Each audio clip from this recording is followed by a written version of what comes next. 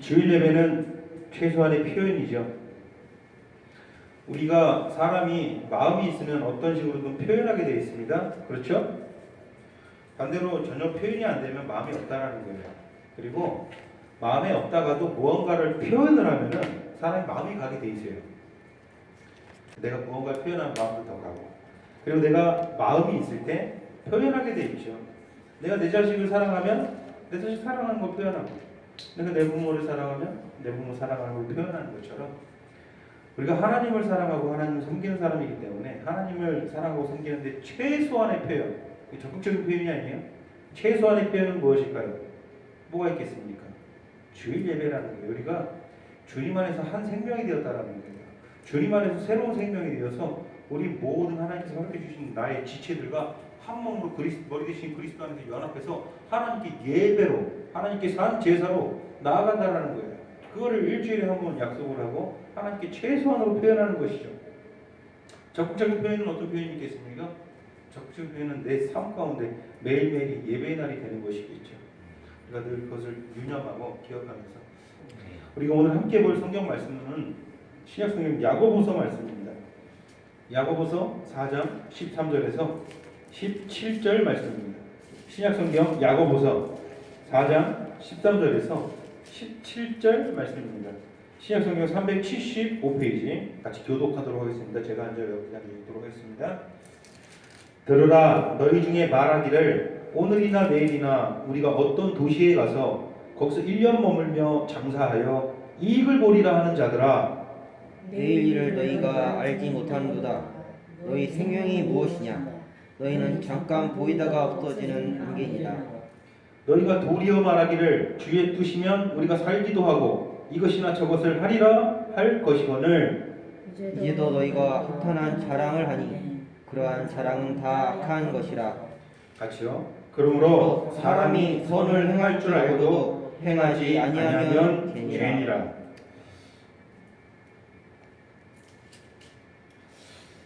사람들의 삶은 참 다양하죠.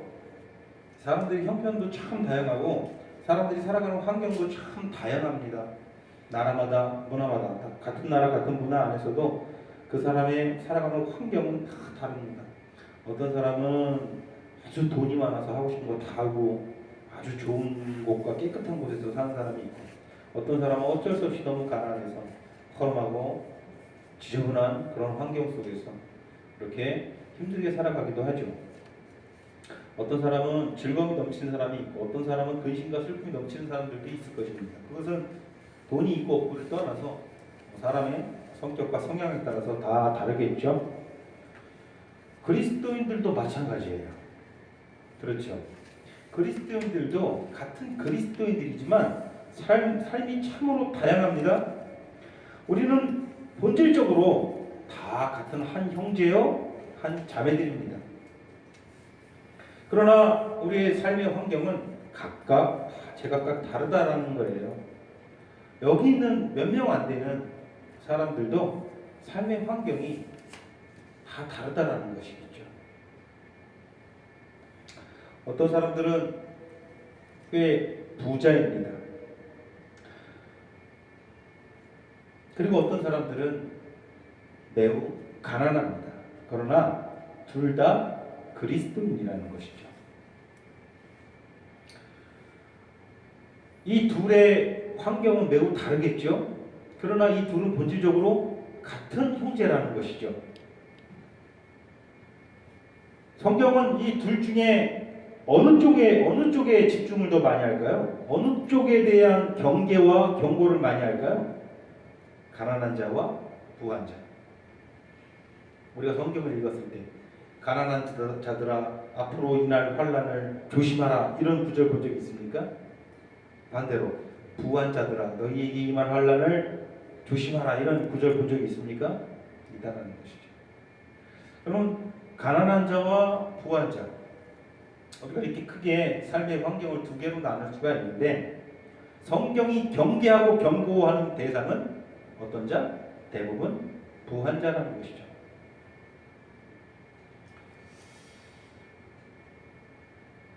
나는 돈이 있다고 손 들어보실래요? 난 돈이 있다. 여러분 돈 없습니까? 돈 하나도 없어요? 다 돈이 있겠죠? 그렇죠? 그럼 나는 부자다. 손 한번 들어보세요. 나는 부자다. 돈이 있다라고 하는 사람들은 많은데 부자라고 하는 사람은 별로 없어요. 뭐 저기 이건희쯤 돼야 뭐 부자인가요? 아니겠죠. 당시 교회에도 이 야고보서가 쓰여졌던 당시 교회에도 부자들이 있었을까요? 없었을까요? 부자들이 있었다라는 거예요. 부자 그리스도인들이 있었다라는 것이겠죠. 그러니까 오늘 성경 본문을 보면요, 17절에 뭐라고 되어 있죠? 뭐라고 되어 있습니까? 그러므로 사람이 선을 행할 줄 알고도, 다시 말해서 선을 행할 줄 아는 자, 그리스도인이었다는 거예요. 지금 그리스도인들에게 하는 말이에요. 선을 행할 줄 아는 그리스도인 부자들이 있었다라는 거죠, 교회 안에.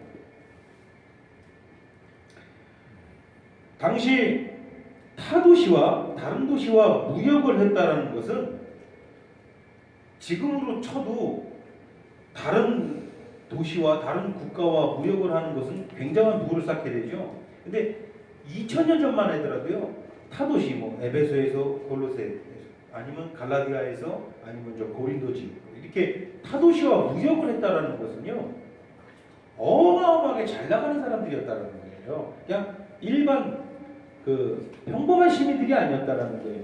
평범한 시민들은 맨날 그 마을에서 나고 평생 그 마을에서 살다가 죽는 게 그때 당시 상황이죠. 교통이 그렇게 뭐 발달한 것도 아니었고. 그러나 타도시와 무역을 하면서 장사를 했다라는 것은 엄청나게 돈이 많았다는 사람이죠. 오늘 본문에 보면은 그렇게 타도시와 무역을 하면서 부를 쌓았던 그리스도인들이 적지 않게 교회 안에 있었다라는 것이 되겠죠. 다시 말해서 야고보는 그들을 경고하고 그들에게 날선 비판을 하고 있는 것이 오늘 본문 말씀이라는 것입니다. 그 점을 기억하시고 말씀을 같이 보기를 소원합니다. 자, 13절에 그들이 하는 말이 나오면 13절 같이 한번 읽어보고 시작. 들으라, 너희 중에 말하기를 오늘이나 내일이나 우리가 어떤 도시에 가서 거기서 1년을 머물며 장사하여 이익을 벌이라 하는 자들아. 자, 그들이 하는 말이 뭐예요? 오늘이나 내일이나 우리가 어떤 도시 가서 한 1년 정도 거하면서 거기서 우리가 수입을 얻자, 이익을 얻자, 이렇게 말을 한다라는 거예요. 자, 아주 정상적인 계획입니다. 장사하는 사람, 무역하는 사람이라면. 그렇죠? 다른 도시에 가서 그 물건을 사기도 하고 팔기도 하고 이익을 버는 것. 너무나도 정상적인 계획이에요. 문제가 없어요. 어떤 도시 가서 상품 팔고 또 사기도 하고 그것을 거래해서 내가 득을 남기는 거, 이것은 장사의 가장 기본이에요. 그죠? 아주 정상적인 이치죠? 장사라는 것은 원래 이런 거 아니겠습니까? 무역이라는 거 원래 이런 거예요. 그런데 지금 야고보는 바로 이렇듯 당연한 순리대로 일을 하고 있는 그 사람들을 비판하고 있다는 거예요. 왜? 당연한 순리대로, 이거 당연한 이치에 맞게 그들이 자기 직업, 장사, 무역이라는 직업을 가지고 돈 벌고 있는데 당연한 이치에 따라서, 당연한 순리에 따라서 일하고 있는데 그들 왜 비판할까요? 왜 비판할까요? 그들이 돈 잘 벌어서 배 아픈 걸까요? 뭐 때문에 비판하는 걸까요? 우리가 오늘 그 점을 한번 같이 생각을 해보기를 소원합니다. 그들이 사실상 하는 모습을 보면은 다른 상인들이 하는 모든 방식과 똑같이 하고 있다는 거예요. 그 자체가 지금 비판받을 거라는 거예요. 왜 그게 비판받을 것이냐? 야고보의 비판이라는 것은 무엇입니까? 겉으로 보이는 사업의 방식만 비슷한 것이 아니라, 그것만 문제가 아니라, 그것은 문제가 될 게 사실 크게 없죠. 어차피 무역을 해서 돈 버는 방식은 겉으로 보이나 뭐 겉으로 보이는 것도 다 똑같아 보이는 거예요. 우리도 마찬가지죠. 우리가 어떤 일을 하고 수입을, 이익을 얻습니다. 일하는 방식을 보면 똑같아요. 특별해 보이진 않죠. 그렇죠. 우리 배웅 목사님 힘들게 그 과자 공장에서 일을 하시는데 믿지 않는 다른 분들 일하는 모습과 본인이 일하는 모습과 다른 사람들이 봤을 때는 똑같아 보인다는 거예요. 그리스도인들이 일하는 게 뭐 특별해 보이진 않는다는 거예요. 일어나서 막 늘 하나님 왜 이러면서 일을 하고 있는 것은 아니다라는 것이겠죠. 겉으로 보이는 것은 문제가 아니에요. 그들의 사고방식과 그들이 가지고 있는 가치관까지 다른 모든 세상의 상인들과 똑같은 스탠스를 취했다라는 거예요. 똑같은 자세를 취했다라는 거예요. 그것을 지금 비판하고 있는 거예요. 순리대로 일을 하고 정상적인 이치에 맞게 이득을 남기는 거 아니겠습니까? 그 자체는 문제될 게 없는 거예요. 그런데 겉으로 보이는 모습뿐만 아니라 저 세상의 상인들과 그들이 가지고 있는 사고방식과 그들이 가지고 있는 가치관마저도 똑같다라는 거예요. 그것을 비판받아야 된다는 거예요.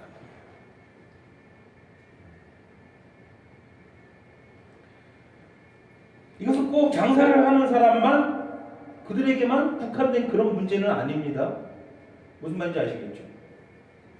어떤 방식으로든 내가 경제활동을 해가지고 내가 어떤 일을 해서 내가 이득을 보는 모든 사람들에게 해당되는 문제예요.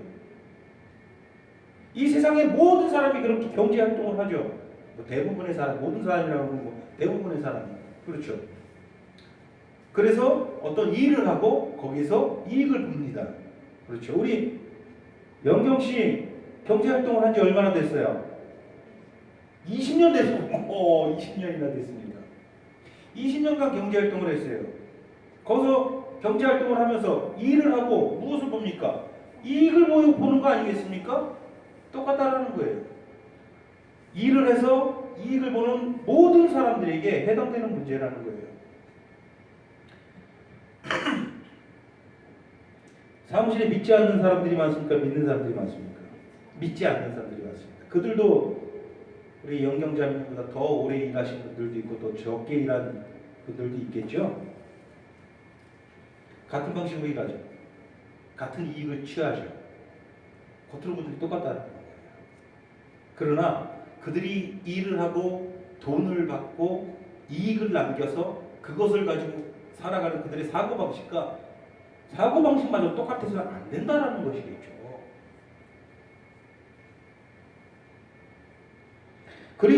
그리스도인들에게는 항상 누가 최고의 가치가 되어야 됩니까? 하나님만이 최고의 가치가 되어야 되는 거예요. 이건 절대적인 것이죠. 이것을 잊어버리면 안 돼요. 그럼 큰일 나는 거예요. 여러분들에게 최고의 가치는 무엇입니까? 하나님이라는 거예요. 우리의 미래가 확실합니까? 불확실합니까? 이 땅에서의 삶. 자, 우리가 이 땅의 삶을 마치고 그 뒤에 미래는 확실해요. 그러나 우리가 이 땅에서 사는 날 동안에 우리의 장래에 내가 어떤 일을 겪을지, 나에게 무슨 일이 일어날지 확실해요? 불확실해요? 불확실하다는 거예요. 우리의 장래는 불확실합니다. 그런데 우리의 장래를 통제하시는 분이 계시죠. 우리 입장에서 불확실하지만 확실하게 통제하시고 보호하시고 지키시는 분이 계십니다. 그게 누굽니까? 하나님이십니다.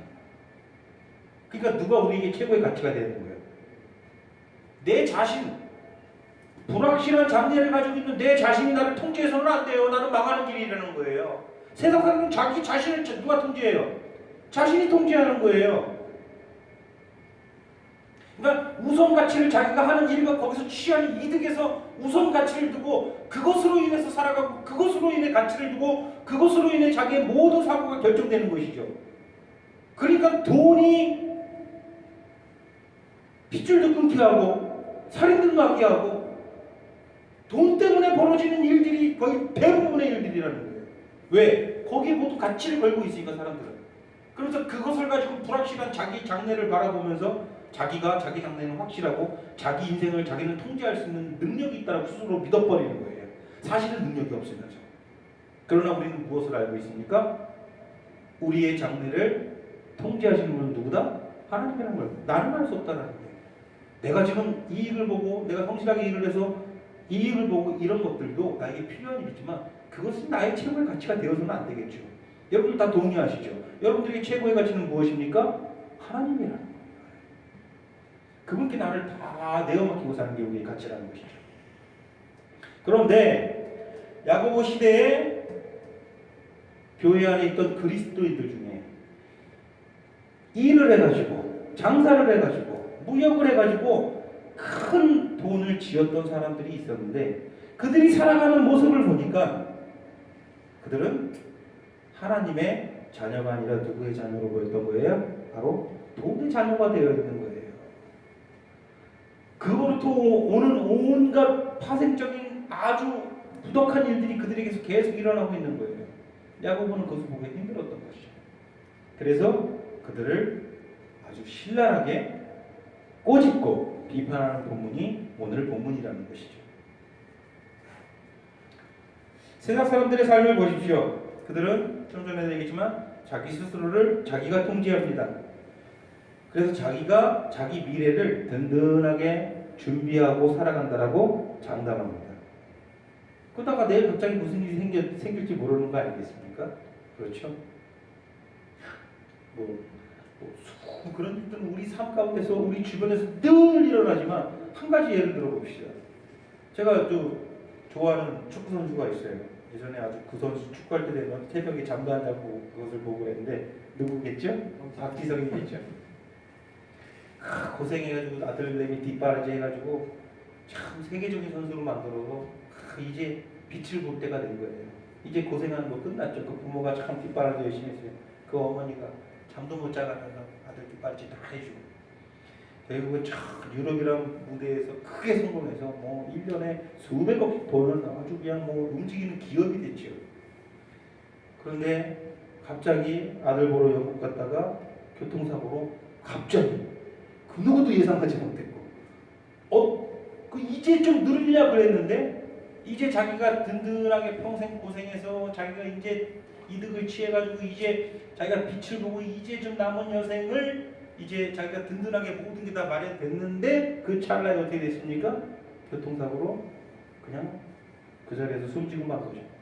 얼마나 허망합니까? 우리는 불확실하다는 것이죠. 100번 1000번 말해도 부족하죠.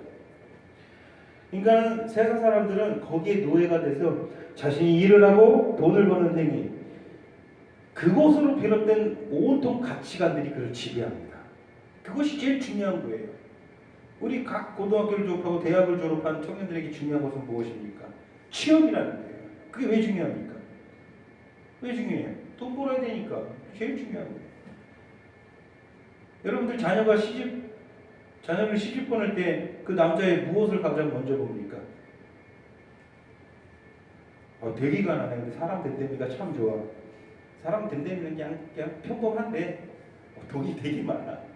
그러면 세상 사람들은 어디에 혹합니까? 당연히 돈에 혹하는 거예요. 그런 예는 뭐 셀 수도 없지 많죠. 돈에 뭔가 자기 생각이 뺏겨가지고 자기 인생을 망치는 사람들.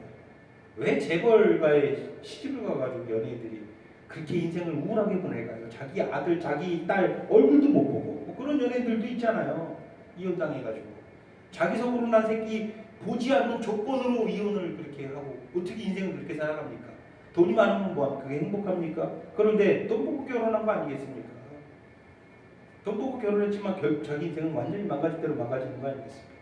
이게 세상 사람들의 가치관이라는 것이죠. 왜 그럴까요? 자기 인생이 얼마나 짧은지 그런 생각하는 기능이 아예 없는 거예요. 여러분들 인생 깁니까 짧습니까?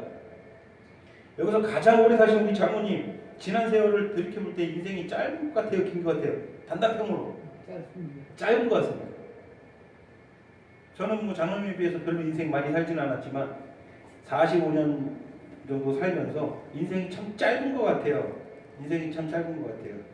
초등학교 3학년 때 인천에 올라와서 무임승차하다가 기차 전철역 기장한테 잡혀가지고 한 번만 봐달라고 손을 싹싹 빌던 게 정말 엊그저께 같은데 그게 벌써 지금 뭐 35년 전 이야기죠.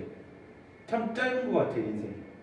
그만큼만 더 살면은 나는 몇 살이지? 나이가 90이 되겠네. 그만큼만 더 살면 나이가 90살이 넘네요. 그게 엊그저께 같은데. 그러면 90살이 돼서도 돌아보면 내가 목회를 해가지고 젊었을 때가 엊그저께 같은데 내가 지금 이렇게 막 몸을 떨고 있는 노인이었겠네 이렇게 생각할 거 아니겠습니까?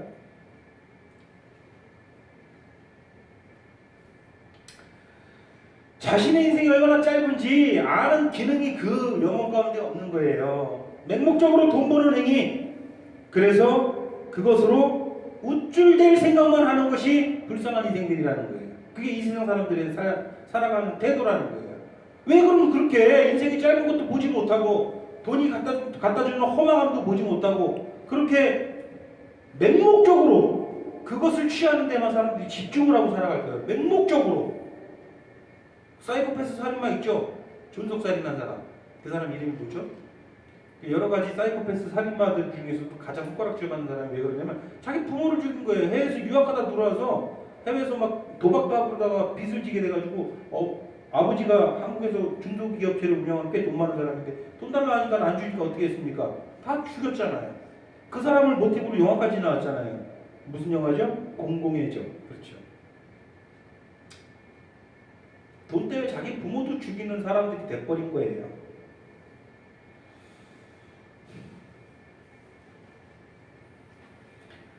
그 돈 버는 행위를 맹목적으로 하면서 그냥 그 돈 자체만 가지고 내가 우쭐대려고 하는 그 생각에 사로잡혀가지고 남은 삶을, 그 짧은 삶을 어떻게 합니까? 허비하는 것입니다. 허비하는 것이에요. 정말 지혜로운 사람은 이것을 항상 생각합니다. 자신의 인생이 얼마나 짧은지 아는 것입니다. 욥기 7장 7절의 욥의 고백을 보십시오. 하나님께 그렇게 고백하죠. 내 생명이 한낱 바람 같음을 생각하옵소서. 이렇게 고백합니다. 지혜로운 사람은 그것을 아는 거예요.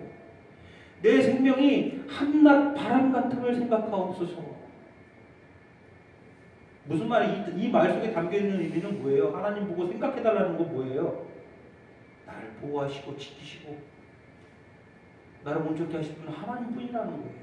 나는 그냥 한낱 바람 같은 생명일 뿐이라는 것이죠. 우리가 잘 아는 다윗 시편 39편 5절에 보면은 다윗은 뭐라고 고백하나요? 주께서 나의 날을 한 뼘 길이만큼 하게 하시고, 그렇게 고백합니다. 주께서 나를 한 뼘 길이만큼만 하게 했다.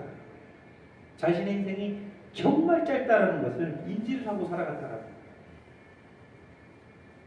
여러분 삶이 길 것 같죠? 하나님을 부인하는 사람들이 고질적인 특징이 뭐냐면 자기의 생명이 영원할 거라고 생각을 하는 거예요. 죽음은 자기 자신과 상관이 없을 거라고 생각하는 거예요. 지금도 제가 설교를 우리가 예배를 시작한 그 순간부터 지금까지 우리의 수명은 그만큼 짧아졌거든요. 그런데 계속해서 죽음을 향해 가고 있거든요. 근데 그것을 계속 부인하면서 살아가는 거예요. 점점 우리가 남은 날이 점점 짧아지고 있는데 또 잠깐 지금 또 그만하느라고 또 여러분들 수명이 짧아졌어요. 그 사이에. 맞습니까? 그런데 자신의 생명이 길 거라고 생각하는 것이죠.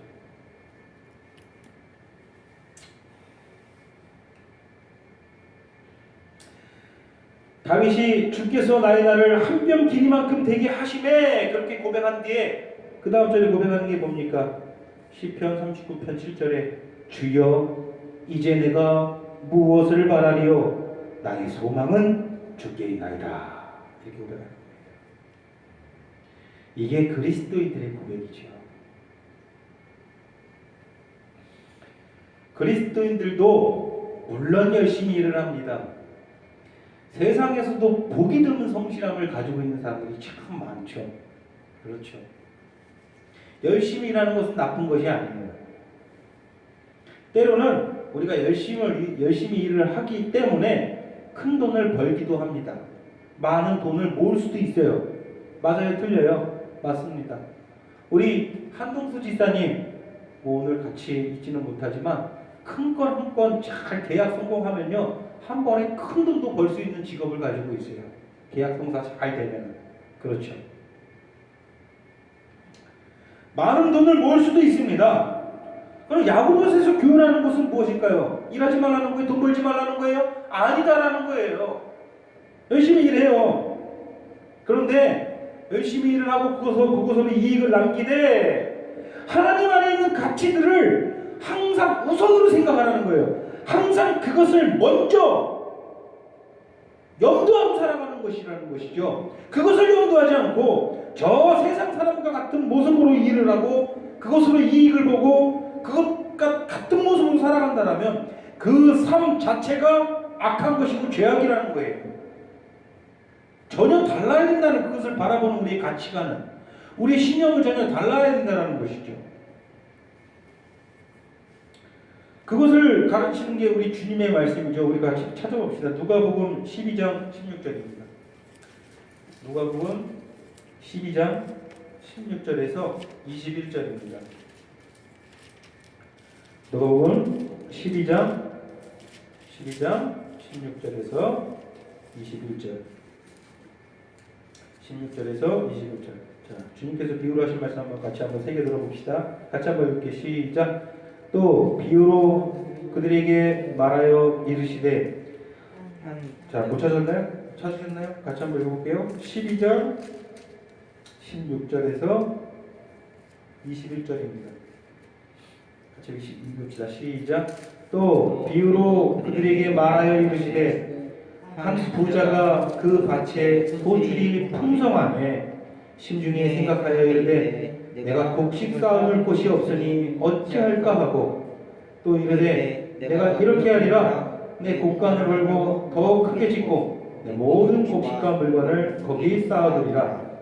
또 내가 내 영혼에게 이르되 영혼아, 여러 해 쓸 물건을 많이 쌓아두었으니 평안히 쉬고 먹고 마시고 즐거워하자 하리라 하되, 하나님은 이르시되 어리석은 자여, 오늘 밤에 내 영혼을 도로 찾으시니 그러면 내 준비한 것이 내 것이 되겠느냐 하셨으니, 자기를 위하여 재물을 쌓아두고 하나님께 대하여 부여하지 못한 자가 이와 같으니라. 자, 같은 교훈을 하는 거예요.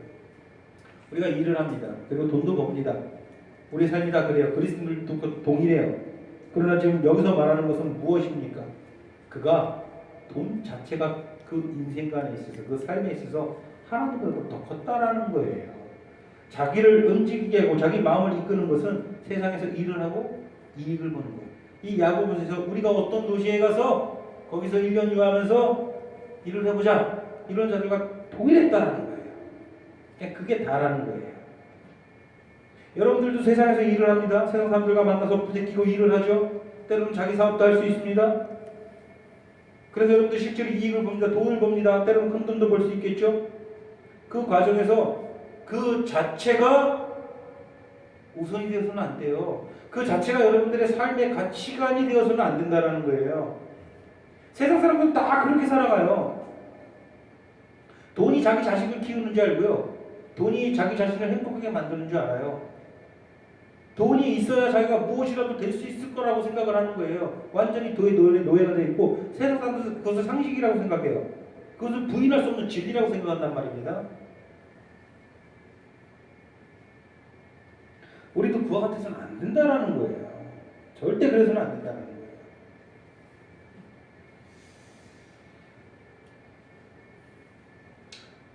누누이 얘기하지만 우리도 돈을 벌죠. 우리도 돈이 있어야 살아갑니다. 그런데 잊지 말 것은 늘 우리가 마음속에 가져야 되는 생각, 그건 뭡니까? 우리가 돈 없이는 살아도 하나님 없이는 살 수 없다라는 거예요. 근데 수많은 그리스도인들이 하나님 없이는 살아도 돈 없이는 못 산다라는 태도로 삶을 살아가고 있다라는 거예요. 이때 당시도 그런 사람들이 많았다라는 것이죠.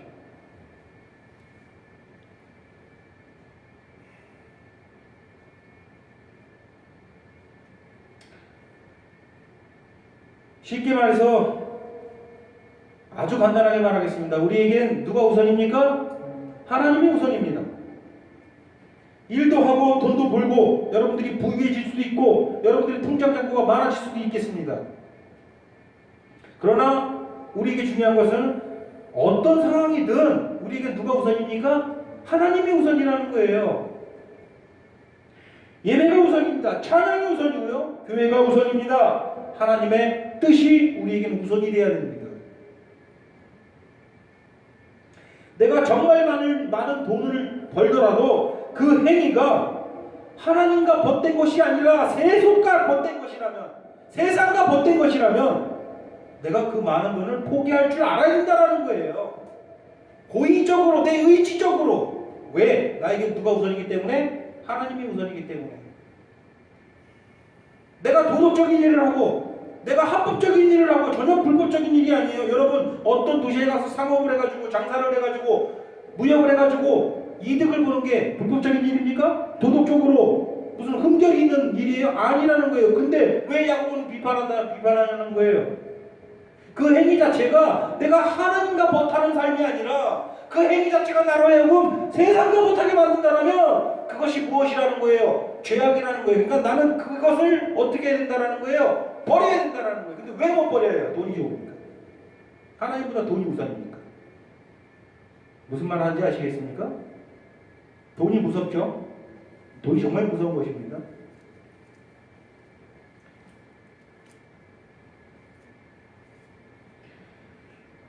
나에게 있는 부유함이 하나님을 자랑하는 것이 아니라 내 통장에 있는 돈이 하나님을 자랑하는 것이 아니라 내 자신을 자랑하는 수단이 된다면 나는 그것을 다 쓰레기통에 쳐넣어버려야 된다는 거예요.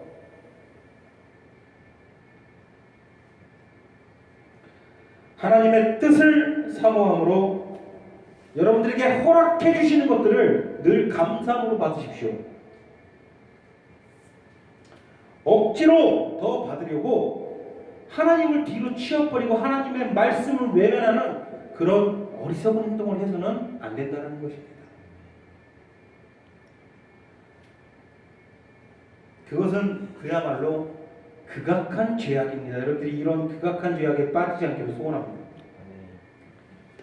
야고보 당시 부유한 그리스도인들을 보십시오. 오늘 성경 본문 보겠습니다. 그들은 저는 본문으로 넘어갑시다. 4장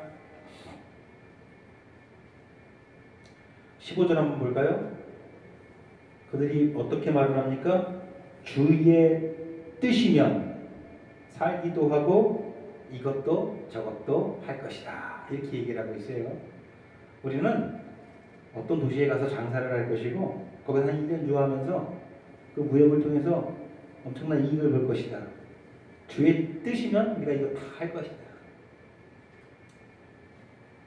돈을 향한 그들의 열정과 집착과 태도는 믿지 않는 자들과 완전히 똑같으면서 그들의 입에서 나오는 말들을 보십시오. 하나님에 대한 말뿐인 인정입니다. 입만 살았어요. 입으로만 하나님의 뜻을 인정하는 거예요. 자신의 삶의 행위로 나타나지 않는 거예요. 하나님의 뜻이면 내가 이것도 하고 저것도 하리라. 아, 좋은 말이죠. 근데 말만 그러고 있잖아요. 자신의 사고방식과 자신의 신념을 저 세상 사람들과 동일하면서 말만 그러면 뭐합니까? 말만 그러면 뭐예요?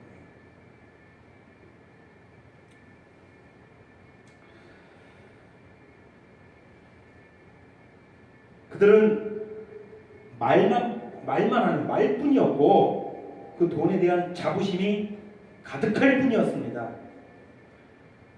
16절을 보면은 그들이 허탄한 자랑을 한다 그래요. 허탄한 자랑. 허탄한 자랑을 더 나은 번역을 하면 어떤 번역이 나오냐면 우월감으로 의수된다 이런 번역이 나올 수 있어요. 허탄한 자랑.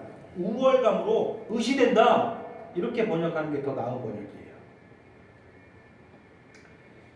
자, 그들은 자부심이 있다라는 거예요. 우월감으로 의시됐다라는 거예요. 무엇을 통해서? 무엇을 통해서? 돈을 통해서.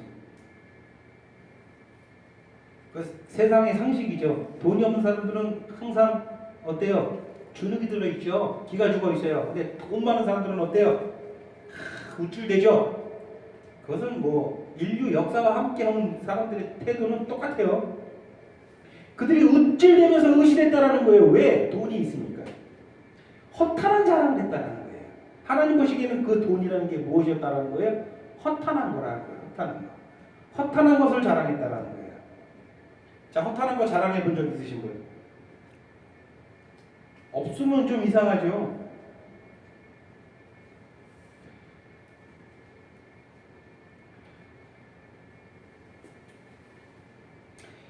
자부심을 가지고 있는데 어떤 종류의 자부심입니까? 우리가 잘 아는 요한일서 2장 16절에 말하는 것처럼 바로 이생의 자랑이라는 거예요. 이생의 자랑. 그런 자부심, 그 종류의 자부심이라는 거예요.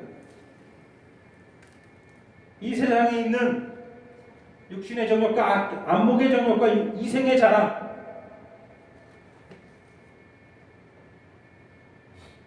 디모데를 향한 바울의 편지에서 바울은 뭐라고 이야기합니까? 돈을 사랑함이 뭐의 뿌리가 된다?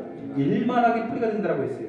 일만하게 뿌리로 자신을 열심히 색칠을 해서 그것으로 자부심을 갖는 겁니다. 좋은 것을 걸치고 좋은 데에 살면서 좋은 곳을 타고 다니면서 좋은 곳을 먹으면서 건강한 곳을 다니면서 돈으로 할 수 있는 것들을 다 누리면서 자신을 열심히 그 일만하게 뿌리로 색칠을 하면서 우쭐하는 거예요. 자부심을 갖는 거예요. 그것이 바로 뭡니까? 이생의 자랑입니다. 때로는 어떤 사람들은 전혀 색칠을 하지 않아요. 돈으로 자신을 전혀 색칠해요. 더 궁색하게 되게요. 그것을 세상 사람들은 뭐라고 합니까? 졸부라고 하죠. 여러분 졸부 정말 많아요.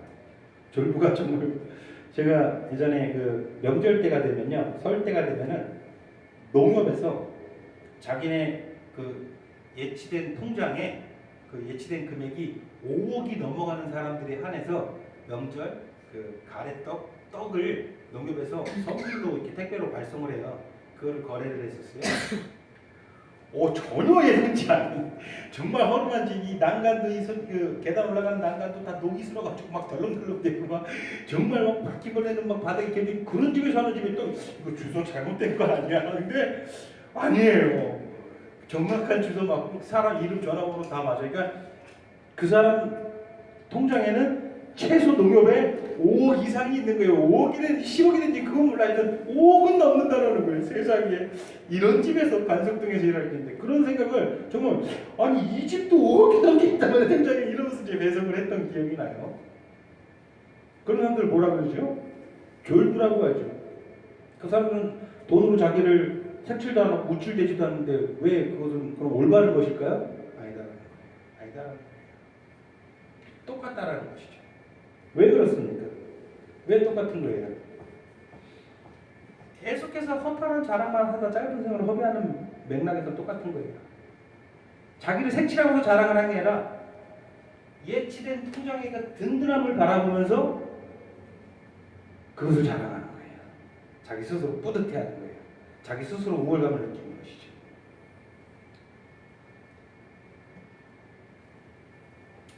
비극이죠.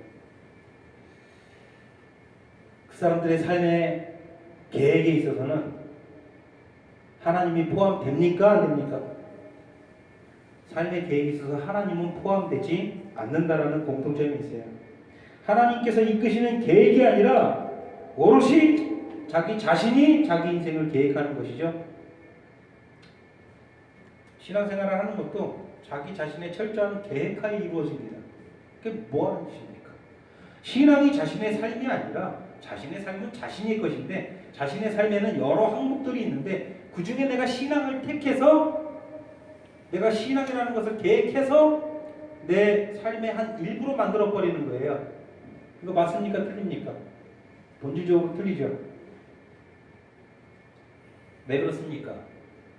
우리는 그리스도 안에서 새롭게 태어난 존재들이기 때문에요. 우리의 전부는 누구의 것이라는 거예요? 이제 하나님의 것이라는 거예요. 그런데 여전히 자기 자신의 삶의 주인이 자기 자신이면서 내 계획의 일부로 신앙을 선택한다, 하나님을 선택한다? 이 무슨 배은망덕한 짓입니까? 그런 사람들 참 많다라는 것이죠. 감사하게도 성경은 그런 사람들을 그래도 그리스도인이라는 범주에 놓고 있는 걸 우리가 주목할 필요가 있어요. 그게 굉장히 감사한 일이에요. 왜냐하면 오늘 우리가 읽은 4장 13절부터 17절은 부한 그리스도인들을 향한 경고고요. 5장 1절부터 그 다음이죠. 5장 1절부터 6절까지는 부한 불신자들에 대한 경고거든요. 딱 구분을 하거든요. 부한 그리스도인들에 관한 경고, 그리고 그 다음 부한 세상 사람들에 대한 경고. 자, 4장에서 말하고 있는 부한 그리스도인들에 대한 경고에 그들이 뉘우치지 않으면 어떻게 흘러간다는 거예요? 5장에서 말하는 대상자가 될 수도 있다는 것을 이야기를 한다는 거예요. 5장 한번 잠깐 볼까요? 이제 들어라 부한 자들아 너희에게 임할 고생으로 말미암아 울고 통곡하라. 너희 재물은 썩었고 너희 옷은 젖먹었으며 너희 금과 은이 녹슬었으니 이 녹이 너희에게 증거가 되며 불같이 너희 살을 먹으리라. 너희가 말세에 재물을 쌓았도다. 이 6절에 보면 뭐라고 되냐? 너희는 의인을 정죄하고 죽였으나 그는 너희에게 대항하지 않았다. 너희가 가지고 있는, 우리가 가지고 있는 죄악이 바로 그리스도를 그렇게 정죄하고 죽였는데 그것을 잊고 살았다는 거예요. 그는 너희에게 대항하지 아니하는데 그 안에서 살기를 거부한다는 거예요. 무서운 것이죠. 4장에서 말하는 그리스도인, 부한 그리스도인들에 대한 경고를 똑바로 듣지 않으면 5장의 그 무서운 경고의 대상이 될 수도 있다.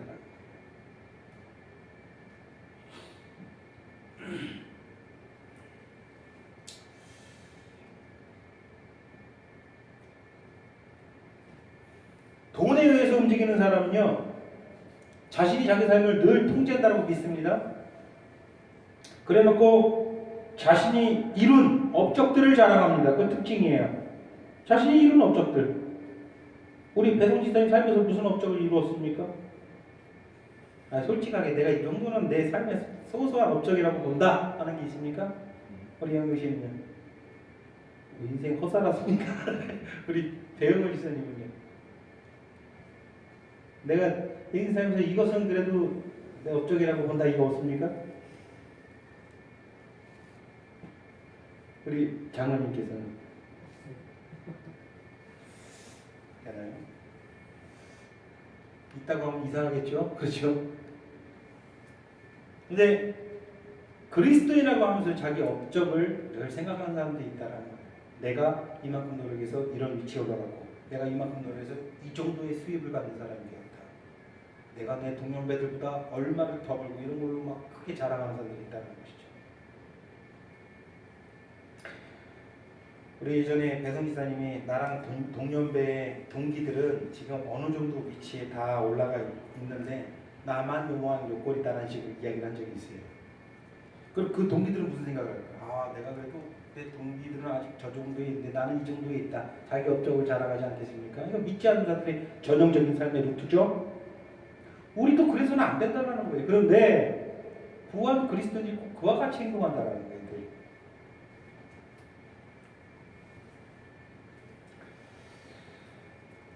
지금 야고보는 이러한 그리스도인들이 불신자와 다름없다라는 것을 이야기를 하는 거 무서운 말이에요. 사실 비판하는 거예요.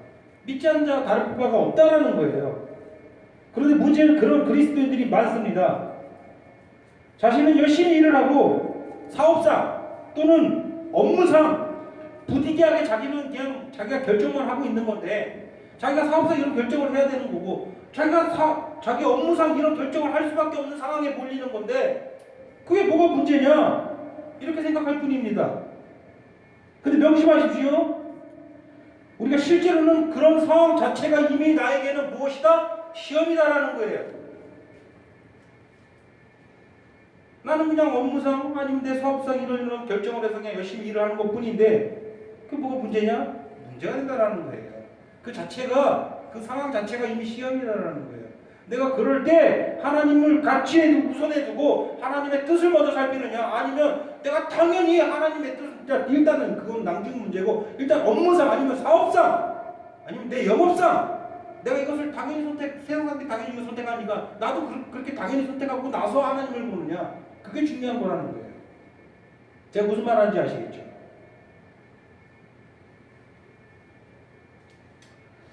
시험에 실패하고 또 실패한다라면 우리도 5장의 경고를 받을 수밖에 없는 거예요.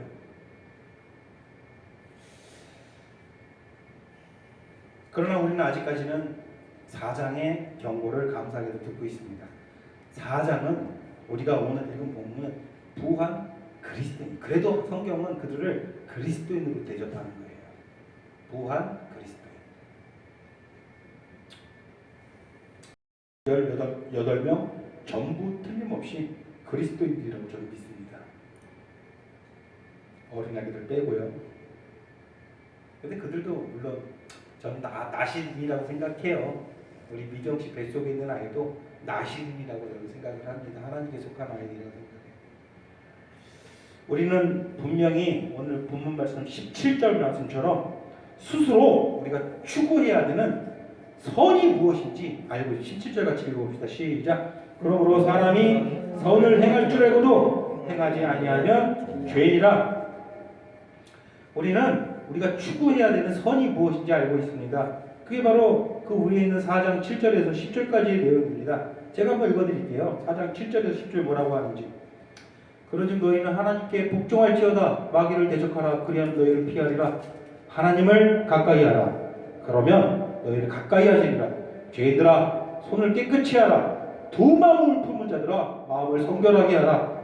슬퍼하며 애통하며 울지어다. 너희 웃음을 애통으로 너희 즐거움을 근심으로 바꿀지어다. 주 앞에서 낮추라. 그리하면 주께서 너희를 높이시리라.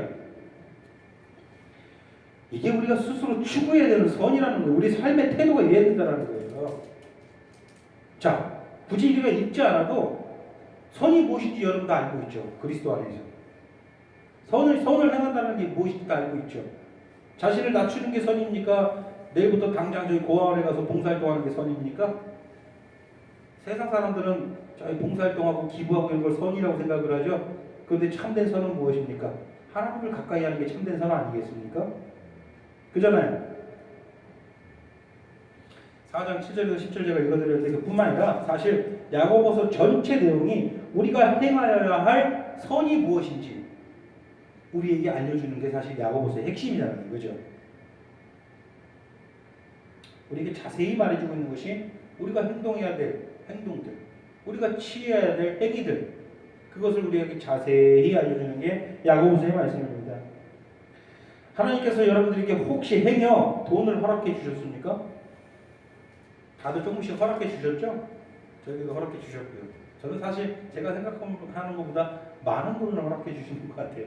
진심이에요. 제가 욕심이 없다는 걸 자랑하는 게 아니라 그냥 제가 생각한 것보다 항상 돈이 저에게 많이 허락되는 것 같아요. 교회에서 또 돈을 많이 주고요. 저는 정말 진심으로 생각해요. 여러분들에게 혹시 하나님께서 돈을 허락해 주셨습니까? 물론 조금씩 다 허락해 주셨다는 것이죠. 돈을 가지고 무엇을 할지 항상 하나님께 문의하십시오. 항상 하나님께 요청하십시오. 여러분 돈을 쉽게 생각하면 안 돼요. 돈이 얼마나 무서운지 아십니까?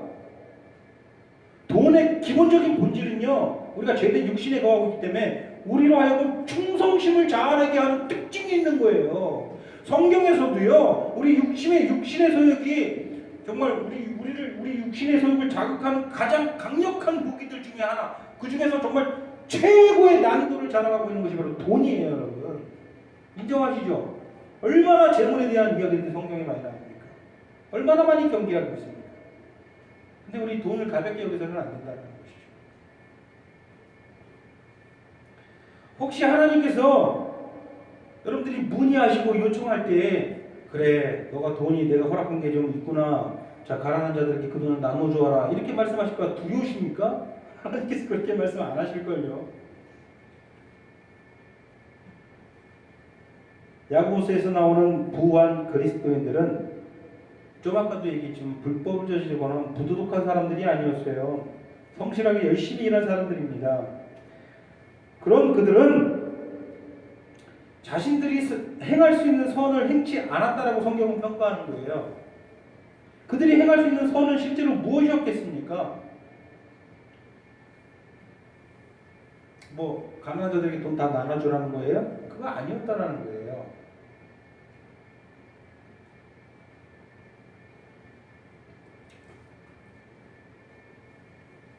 실제로 그들은 죄를 짓고 있었다라는 거예요. 아무리 성실하게 일을 해봐야 그 성실하게 일하는 자체가 죄라는 것이죠.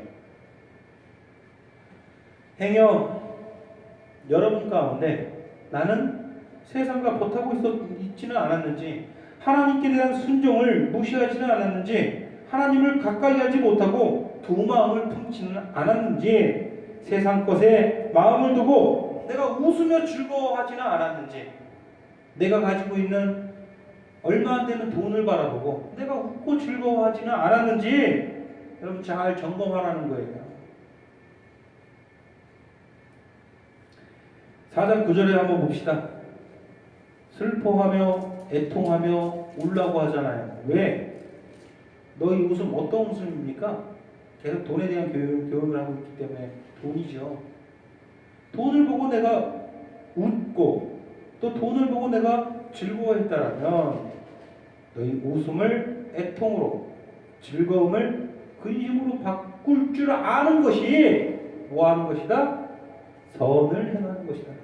실제로 그 돈을 자기 것으로 여기지 않죠. 언제나 하나님께서 여러분들에게 먹고 살 수 있을 만큼 돈을 허락한 것에 늘 감사합시다. 그리고도 여러분들에게 남은 게 있다면 그것을 어떻게 사용해야 되는지 하나님께 문의하시고 요청하시는 게 습관이 되기를 바랍니다. 그래야 여러분들이 돈이 주는 유혹에서 벗어날 수 있어요. 그래서 차라리 먹고 살 만큼 돈이 빠듯하게 허락되는 것에 감사해야 돼요. 오히려 만약에 그러신 분이 있다면 그러면 돈이 여유가 있어가지고 그걸로 가지고 내가 뭐 든든히 하고 뭐 그것을 가지고 내가 딴 생각을 갖고 도망을 품고 그것을 가지고 내가 무슨 그것과 버타고자 한다는 그런 마음 자꾸만 나를 유혹하고 한다면 그 얼마나 피곤한 삶입니까?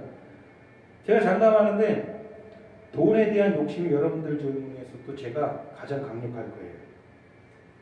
저에게 여유로운 돈이 뭐 몇백만 원, 몇천만 원이 있다라면 저는 그것을 가지고 굉장히 즐거워하고 웃고 행복해할 것 같아요. 그래서 하나님께서 그렇게 허락 안 하시는 거예요. 그때 일용할 양식을 딱딱 허락해 주시면 얼마나 감사한 일입니까? 왜? 쓸데없는 시험에 빠지지 않잖아요. 여러분 하나님의 가르침을 무시해서는 안 됩니다. 저는 여러분께 있는 모든 것들을 나누라고 하는 것이 분명히 아닙니다. 부가 가져다주는 시험, 돈이 가져다주는 시험은 여러 가지 시험 가운데 가장 난이도가 높은 시험입니다. 항상 이 시험을 잘 이겨내는 강한 군사가 되기를 진심으로 저는 소원합니다. 돈 앞에서 강한 자가 없습니다.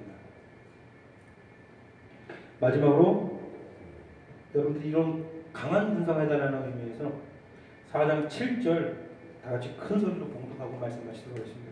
4장 7절 같이 한 소리로 읽도록 시작. 그러즉 너희는 하나님께 복종할지어다 마귀를 대적하라 그리하면 너희를 피하리라. 아멘. 기도하시겠습니다. 우리에게는 수많은 시험이 있지만 돈 문제에서 있어서만큼은 우리의 솔직한 마음은 대적하기가 싫습니다. 돈이 넉넉히 있으면 좋을 것만 같고 또 돈이 없으면 힘들어질 것만 같습니다. 그래서 돈으로 유혹하는 그 마귀를 우리가 대적하는 게 싫을 때도 많이 있습니다. 우리의 이런 모든 형편을 늘 하나님께 있는 그대로 가지고 나아가는 우리 성도들 될 수 있도록 하나님이 인도하시고 그렇게 나아갈 때 하나님께서 오늘 먹이시고 내일 먹이시고 우리에게 일용할 양식을 주시듯 우리가 그렇게 마귀의 시험에서 늘 이겨내서 늘 강한 군사로 하나님께 정말 순결한 비둘기같이 그리고 지혜로운 뱀같이 그렇게 나아가서 마지막 날까지 우리가 하나님을 찬양하고 또 크게 주 예수 그리스도의 이름을 부르짖으며 그렇게 승리하는 우리 교회 될 수 있도록 하나님 함께하여 주시옵소서. 우리 주 예수 그리스도의 이름으로 기도드리옵나이다. 아멘.